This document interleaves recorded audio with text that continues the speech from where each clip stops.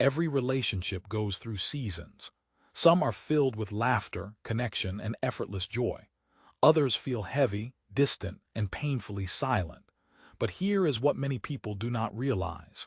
The death of a relationship rarely happens in one dramatic moment. It dies slowly, quietly, in the space between two people who stopped fighting for each other. Maybe you are in that space right now. Maybe the person you once could not wait to see has become someone you avoid. Maybe conversations that used to flow naturally now feel forced and shallow. Maybe you have started to wonder if this relationship is even worth saving. Before you walk away, before you let indifference win, there is something you need to do. You need to pray. Not a casual prayer. Not a quick mention in your morning routine. You need to pray with intention, with desperation, with the kind of faith that believes God can resurrect what looks dead. Start by praying for your own heart. This is where most people get it wrong. They immediately pray for the other person to change, to see things differently, to finally understand. But transformation begins with you. Pray that God would reveal your blind spots, your pride, your selfishness.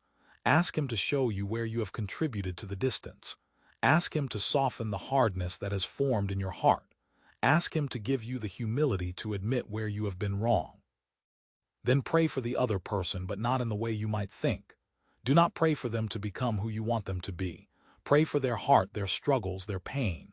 Pray that God would meet them in their brokenness. Pray that He would give them peace, clarity, and strength. When you start praying for someone with genuine compassion instead of hidden agendas, something shifts. Your perspective changes. You begin to see them not as the enemy, but as someone who is also hurting, also struggling, also in need of grace. Pray for wisdom. Relationships are complex, and sometimes love alone is not enough. You need discernment to know when to speak and when to stay silent. You need wisdom to know when to push forward and when to step back. You need clarity to recognize patterns that are toxic versus moments that are just difficult. Ask God to give you His perspective, to help you see the relationship the way He sees it. Pray for breakthrough. There are spiritual battles happening that you cannot see. There are forces working to create division, to plant lies, to magnify offenses.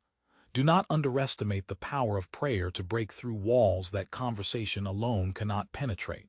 Pray against bitterness, unforgiveness, and resentment. Pray for supernatural peace and understanding. Pray that God would do what only He can do. Pray for courage. Saving a relationship requires vulnerability.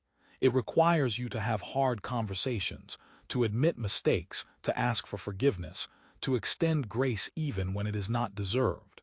It requires you to stay when everything in you wants to run. Ask God to give you the courage to do what is right even when it is uncomfortable. But also pray for clarity about when to let go. Not every relationship is meant to be saved. Some are toxic, abusive, or built on foundations that were never solid. Pray that God would give you the wisdom to know the difference between a relationship worth fighting for and one that He is releasing you from. Sometimes the most loving thing you can do is walk away. Here is what I know. God is in the business of restoring what is broken. He specializes in breathing life into dead things. But He also honors free will, and He will not force someone to change. Your prayers can open doors, soften hearts, and create opportunities, but both people have to choose to walk through them. So pray with everything in you. Pray before you make any decisions. Pray before you send that text. Pray before you walk away. And then trust that God hears you, sees you, and is working even when you cannot see it. Your relationship does not have to die, but it will take more than effort.